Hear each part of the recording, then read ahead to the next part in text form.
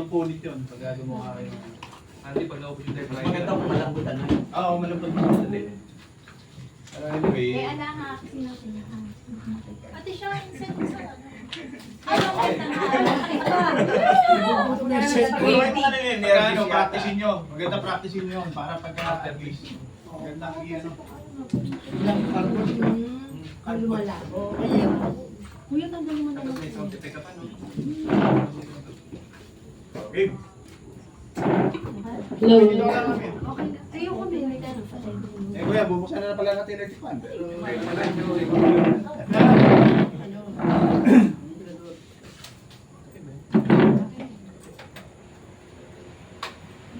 Wala lang natin. Para... Mag-pray muna po tayo ulit. Dakilang Diyos na makapangyarihan sa lahat. Ama, sa gabing dito po, kami ay nagtitipon upang pag-aralan ng iyong mga banal na salita. Nawa, O Lord, ang iyong kalooban, kaluwalhatian, ang siyang mahayag sa oras na ito, at nawa ay hindi lamang aming mapakinggan, kundi aming maisabuhay sa araw-araw. Salamat po sa pangalan ni Jesus. Ang lahat ay magsabi na Amen. Okay lang. Parang nung nakaraan, kay Sis Debbie, parang tayo lang din, si Rainer yung ata yung wala. So, nung last week na na-discuss natin, tinalaki natin about sa life ni Jacob na ni Job, na kung saan napakaraming pagsubok na sabi nga, bakit pag naglingkod sa Panginoon, pagpapalain. Totoo namang pinagpala si Job, pero dahil nagpaalam si Satan at pinatunayan ni God na si Job ay karapat-dapat at talagang siya tapat na alagad niya, pinayagan niya ito, pinatulutan, wag lang kukunin yung buhay. At doon nga nasubok ni God na si Job ay talagang loyal sa kanya sa kabila ng lahat ng mga nangyari na pagsubok sa buhay niya, ay hindi siya na lumayo sa Panginoon, tumalikod. Kaya binalik na din ng Panginoon yung mga kinuha niya dati, binalik niya pinaunlad niya ulit itong si Job. Ngayon naman po sa gabing ito, ang ating i-discuss ay about sa life ni Joseph. Ito po ay magsisimula kung gusto nyong mag-reviewhan na basahin sa Genesis 37, 39 to 50. Ito pong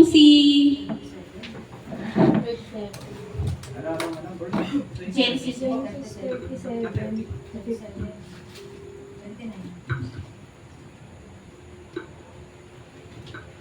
Ito pong si Joseph ay 11 sa 12 magkakapatid na anak ni Jacob, na sila po ay taga Canaan na mga Hebreo. Ito pong si Joseph ay pinanganak, matanda na si Jacob noon, kaya ito ay mahal na mahal ni Jacob. Parang yung paborito. Tapos, at dahil po doon, pinagsilosan siya, pinainggitan siya, nag-envy yung mga kapatid niya. Ngayon, itong si Joseph po ay mayroon siyang gift ng yung sa panghula sa panaginip, magaling siyang magpaliwanag na sa biyaya ng Panginoon naman niya, na niya nagagawa yun. So, minsan sa umaga po, mamaya pwede po nating i-discuss kung saan-saan, kung ano-anong verse and book yun para malinaw sa inyo. Pwede po kayo or pwedeng i-sabihin ko sa inyo. Pero ikwento na lang po natin. Kasi masyadong mahaba po, babasahin pa natin. So, yun nga po, dahil naiingit na, nagsiselos yung mga kapatid niya, na naginip ng si Joseph, isang 17 years old pa lang po siya dito, na naginip siya na tungkol sa nagbibigis sila ng uhay, yung kanya nakatayo, yung sa mga kapatid niya, yumuko sa kanya. Sinabi niya yung sa mga kapatid niya, nagalit yung mga kapatid niya, parang ibig sabihin ba, yuyukod kami sa iyo. Tapos nasundan na naman ng managinip siya na 11 bituin at saka 1 buwan at 1 araw na yumuko din sa kanya. Sinabi niya ito kay Jacob sa kanyang ama. At sinabi ng ama, nagalit ang kanyang ama dahil ano ibig sabihin kami ng iyong ama, ng ina at mga kapatid mo, iyon sa'yo. So dahil paborito nga siya ng kanyang ama, ginawa siya ng alampay. Yung parang robe, gano'n. So, nakita ng mga kapatid niya to nasuot niya, lalo na namang nagselos. Tapos, pinagkaisahan siya, hinulog siya sa balon. Kinagalit sinaway sila ni Ruben. Si Ruben yung panganay na anak ni Jacob, na anak niya kay Leah, na kapatid ni Rachel, ni Rachel, na ina nila Jacob at ni Joseph at ni Benjamin yung bunso. So ngayon, sabi niya, huwag niyo nang patayin, huwag natin patayin, kapatid namin siya. Pero yun niya, ninulog na lang sa balon. Nung nagdaan yung mga Ismailita, magdadala sa Ehipto ng mga mga mahalagang sangkap, gamot, pabango, naisipan lang ano nga bang mahihitan lang, papatayin nila yung kapatid nila. Ba't nila pagkaperahan? So binenta nila si Joseph sa Ismailita ng 20 pilak. Tapos, nung pagdating naman ang ginawa muna, so hinanap, nag-alala si Ruben, ba't nawala sa balon si Joseph? Ano nangyayari ko sa ama nito? Hanggang sa kanila pala pag yung pinaparusahan niya sarili, sinisira yung damit. So, ang pinalabas na lang nila, nagkatay sila ng hayop, ng kambing, dinaw daw doon yung nandugo yung alampay na ginawa ng kanyang ama. Pinakita sa ama nila. So, inisip ni Jacob na nilapaan ng mababangis na hayop sa ubat, kaya ito'y patay na. So, yun din, nanangis siya, sinira niya yung damit niya, nagsuot siya ng sako, as pagluluksa niya. Tapos, nung nakarating na sa Ehipto, sa Egypt si Joseph, ibinenta naman siya kay Potiphar na isang pinuno sa kulungan, na kung saan siya ay tauhan ni King Pharaoh, ni Paraon, ang hari ng Ehipto. Yun. So, tapos pagkatapos nun, dahil napakabuti, kahit na gano'n ang nangyari kay Joseph, hindi siya pinabayaan ng Panginoon. Pinagkatiwalaan siya ni Potiphar, ginawa siyang alipin sa bahay, lahat na yung pagkain niya, mga gamit, lahat pinagkatiwala sa kanya, maliban lang doon sa kanyang asawa. Ngunit dahil sa bata pa lang si Joseph noon, 17 years old, makisig, gwapo, natipuhan siya nung asawa ni Potiphar. So, nung natipuhan siya ni Potiphar, nung asawa ni Potiphar, lagi siyang inaakit pero iniwasan niya. Hindi ko na po babasahin sa inyo. Nandito yung mga isinulat ko yung yun yung pinagbili siya sa kay na bilang alipin kay Potiphar. Yung Genesis 27:36. Yun. Dahil nung pinagbili siya, napagkatiwalaan nga siya na lagi siya inaakit ng asawa. So, tinatanggihan niya ito kasi ayaw niya magkasala sa kay Potiphar at sa Panginoon, sa Diyos. So, yun, napahiya yung babae. So, ang ginawa niya, yung hinablot niya yung damit. Kasi walang tao noon nung araw na yun, nagkataon ng tao sa bahay. Tapos sumigaw siya na nais daw siyang pagtangka na rape ni Joseph. So, nung dumating si Potiphar, pinagtapat niya gano'n, nagalit siyempre. Nung nagalit, pinakulong siya. Yung kulungan na yun, doon lang din sa may kanilang, may bahay doon sa nila, palasyo doon, hindi naman nalalayo.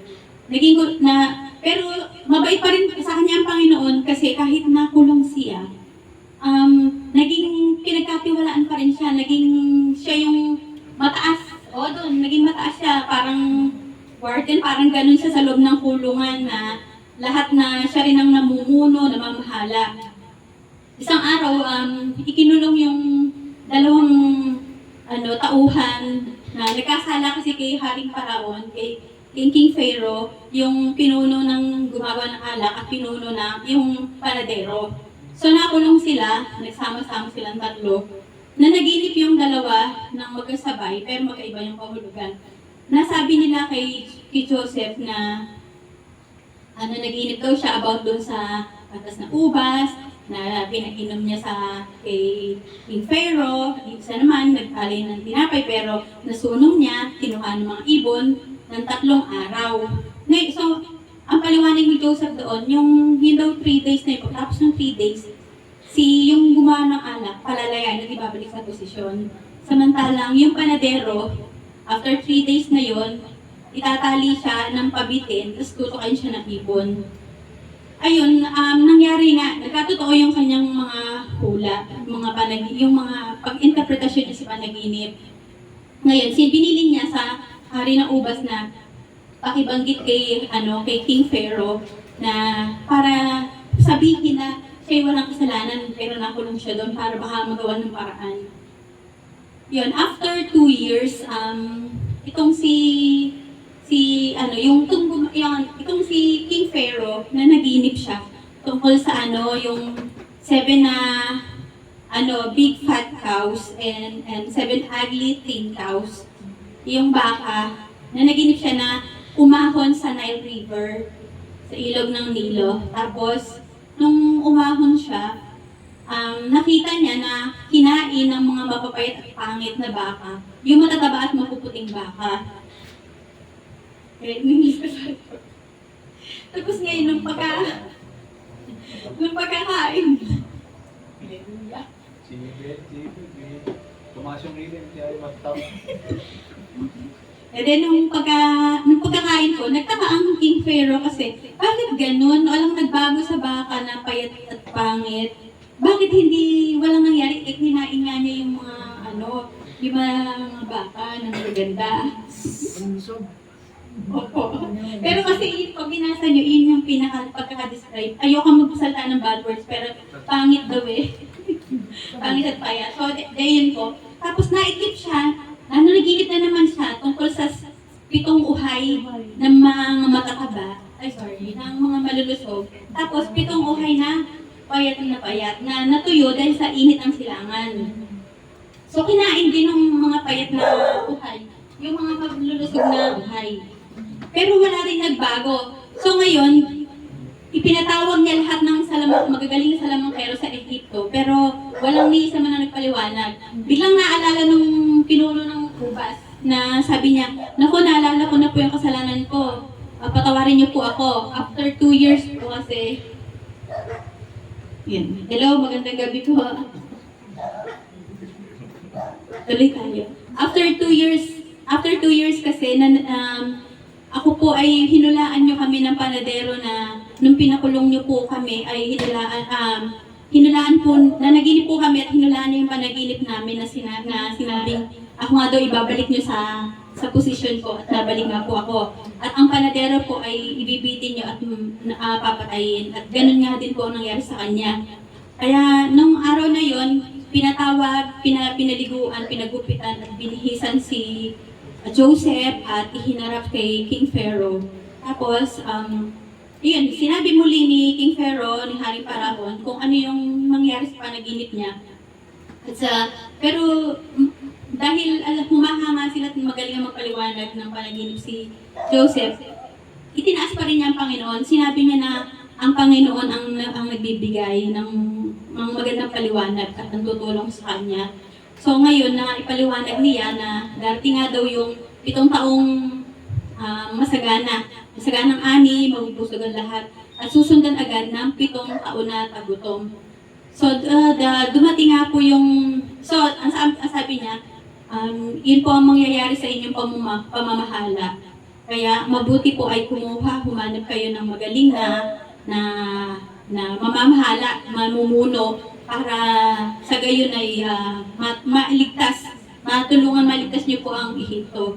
So, hindi na agad-agad nag-isip-isipan ng iba ang si Haring Pharaon.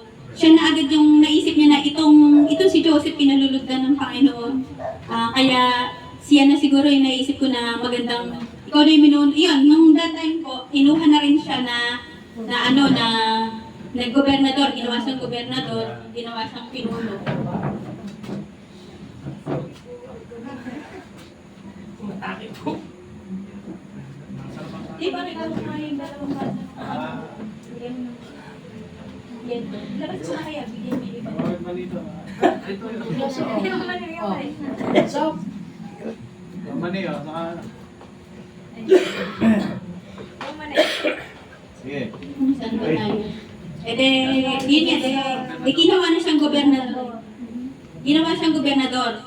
So, nung kinuha siya na gobernador, ang nakakatuwa kasi, kumbaga sa president si King Pharaoh, si Joseph, vice president.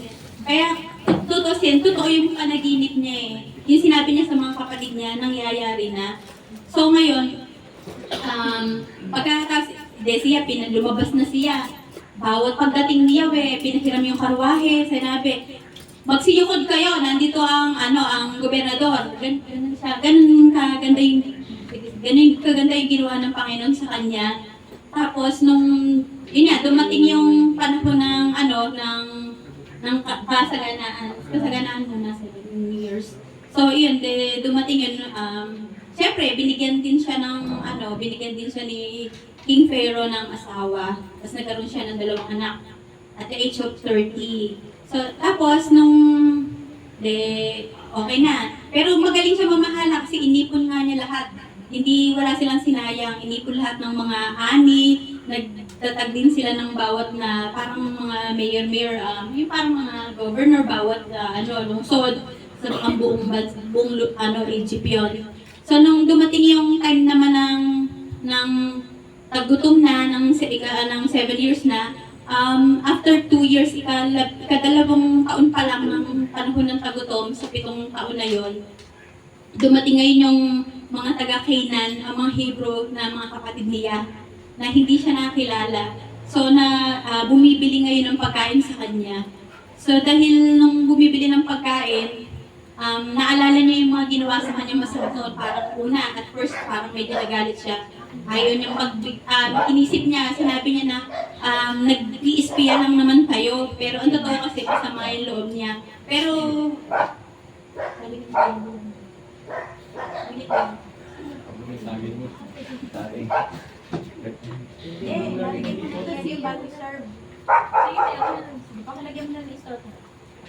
tapos, yun nga, nagbigay siya ng yung mga kapatid niya, nagsabi sa kanya na hindi po, talagang bibili lang po kami, hindi po kami nag-i-espiya. Ang katunayan po, ang aming amay matanda na at may bunso kaming kapatid na nag-iwan sa Canaan.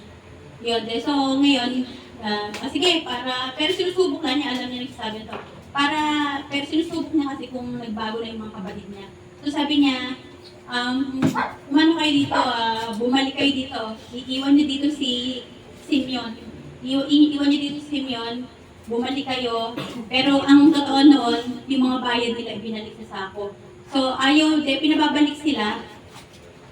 Ayaw nang pumayag ni Jacob kasi nga natatakot siya dahil nakulong si Simeon, na matay na si Joseph sa pagkakalam niya. Tapos ngayon pati ba naman si Benjamin na kapatid na bunso na mahal niya, ay mawawala din. Sabi naman ng mga kapatid niya, mas mamamatay tayo lahat kung hindi tayo makakabili ng pagkain. Kasi sila lang mawawala pag hindi sila magkakaroon. So ngayon, dumating sila, kasama na si Benjamin. Masaya siya, pero naluluha siya, kaya hindi niya pinahalata. Hanggang sa sinubok niya na kunwari ay nagnakaw ng kopa niya si Benjamin. At sinabi niya na kung kanino matatagpuan nito ay iiwan niya gagawing alipin. Pero doon niya nasubok ang pagbabago ng kanyang mga kapatid, especially si Judah kasi yung nagsalita na sabi niya, ako na lamang po ang inyong gawing alipin kasi po masyado na masasaktan ng aming ama dahil masyado na labis niyang dinibdib yung pagkawala ng aming kapatid na yun nga, si Joseph nga yun na hindi niya alam na kaharap niya, kausap niya, na ayaw na namin maulit pa kung mawawala rin ang aming bunsong kapatid. So, nakita niya yung pagbabago na yung hindi na tulad ng dati, na mahal na niya, na handa na nilang ibigay yung buhay nila para sa kapatid lang si Benjamin, na mahal din niya dahil yun yung sila dalawa lang ang magkapatid kay Rachel. So, inamin na niya na ito nga daw na siya nga daw si Joseph, na yung kapatid nila. Tapos, yun, sinabi niya na pinantulutan din ni King Pharaoh na sunduin yung si Jacob, yung mga kapatid, mga asawa ng kapatid, mga anak, mga pamangkin niya, pati yung mga hayop, mga alaga nila at doon daw tumira dahil dalawang taon pa lang ng tagutom at masyado silang mahirapan kung hindi sila pupunta dahil tuyot na sa Canaan. Wala nang mga puno doon. Tapos, yun, humingi ng tawad naman yung mga kapatid niya at sinabi naman niya na hindi siya galit na unawaan na niya yung layunin ng Panginoon na kaya pala nangyari yun dahil ililigtas pala niya yung buong marami siyang maililigtas na tao dahil nga sa galing niya sa pagdedesisyon sa biyaya ng Panginoon pati yung sa yun nga paghuhula niya sa mangyayari. Kaya yun bali sa pangyayari na yun yung bang sa nangyari kasi na yun yung bang hindi puro sarap ang buhay na at hindi naman puro hirap. Kasi unang-una naranasan niya yung sobrang maraming mga pagsubok, yung mga masasakit na ginawa ng mga kapatid niya, yung nakulong siya na pagbintangan sa hindi naman niya ginawa, naging alipin siya, na kung tutuusin, paborito siya ng kanyang ama, hindi siya pwedeng maging alipin sana. Pero dahil sa yung mga sitwasyon gano'n na nangyari sa buhay niya, na kahit pala may masakit, yung masakit yung nangyari, meron ding ginhawa. Meron din kaya, kasi minsan hindi natin masasabi na masaya kung hindi tayo nalungkot eh. Hindi natin masabi na ang sarap ng buhay natin kung hindi tayo nagdaan sa dating hirap ng buhay. Kaya yun yung parang nangyari sa kanya na napakaraming mga pagsubok pero nalampasan niya tapos sobrang taas pa. Imagine niyo na galing siya na ang tagal niya na bilanggo tapos naging gobernador pa siya. Hinirang siya ng mga bansa sa ng buong Ehipto. Napakataas niya. Pangalawa siya kay King Pharaoh. Ang galing. Kaya nakakatuwang bagay kasi na ang buhay natin parang kagaya rin ni Job nung nakaraan na discuss natin kila Debbie na hindi na ang buhay kahit na hindi lagi tayong minsan laging masaya, laging asenso, ganun. Pero minsan parang dumadating na nada-down tayo, gipit, ganun. Pero hindi naman kasi permanente. Dating din yung time na ibabalik din ni Lord sa atin yun. Minsan kasi sinusubok lang tayo ni Lord kung tayo ba patuloy ba na sabi nga ni Job dun sa asawa niya kasi iniinaan siya ng asawa niya, anuhin mo pa ba yung Panginoon ang Diyos mo? Tingnan mo yung ginawa sa'yo dahil puro sugat-sugat na siya. Ano sabi ni Job? Maglilingkod ka lang ba sa kanya para sa magandang bagay, para sa kabutihan? Kasi pag alam mo na ang Panginoong Diyos, si Jesus, siya yung tunay na makapangyarihan sa buhay mo. Kahit na wala naman tayo ibang tatakbuhan, kahit na dumating pa yung sobrang hirap, wala naman kansakan din ng Satan na tawag kasi sumamalo mo sa kanya kasi binigo ka niya. Hindi ganoon. Yun yung gusto ko ipakita ng storya nito. So yung 12 magkakapatid na bunso si Benjamin sa Genesis 42:4. Tapos yung sila ay mga Hebreyo is Genesis 41:12. Tapos yung Genesis nagmula sa angka ni Jacob na taga-Canaan sila talaga. Kasi madali kasi makwento, pero mainam yung sinasabi natin kung ano yung mga verses doon para para alam natin na totoo, pwede yung sundan ko. Madali kasi magdagdag at magbawas yun. Tapos yung about sa panaginip naman ni Joseph na yung bigis ng uhay, Genesis 37:5, tsaka yung araw at buwan bituin is sa 9 yon, 37:9. Tapos yung 17 years old siya, tapos yung naging envy yung mga kapatid niya. Yun, tapos yun yung sa 37 to 6 yun. Actually yung buong Genesis na yun yung 37. Yung kasi yung 38 kasi yun yung kay Judah at kay Tamar. Tapos kaya hindi ko na sinama yung 37 to 39 to 50. Pag binasa niyo yun, nandito doon. Tapos yung pinagbili si Joseph, kay Pinunong Potiphar para maging alipin is Genesis 37:36. Yun. Pwede nyo nung ano yan, save nyo yan. Tapos nung inakit siya ng asawa ni Potiphar, tapos tinanggihan niya, Genesis 39:7-8. Tapos yung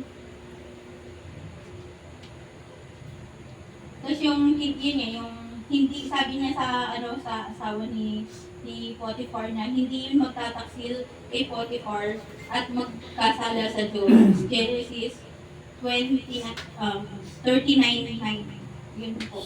So, yung malinaw po ba? Naintindihan niyo po ba?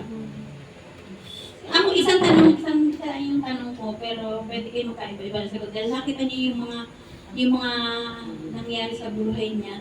Sa mga pangyayari sa buhay niya na binanggit na napakarami, sa alin doon kayo parang nakarelate na halimbawa na nangyari, na daanan, na paano nyo nalampasan? Halimbawa, nakainisa kayo ng mga kapatid nyo. Paano nyo nalampasan to? Halimbawa, napagbintangan kayo. Paano nyo nalampasan ito? Yung halimbawa, inaakit kayo, or napagbintangan kayo ng kung ano-ano. Yun, paano nyo nalampasan to? Yun lang, isa lang naman yung tanong na Paano si Shirley lahat tayo? Tayo. Mamay pa po. Hindi mo siya. Ay, nakabiti. Kaya mo na kayo. Ito kain mo na. Nabuti yung magic ni Andy sa akin. Nag-sell si Andy, nag-intermission.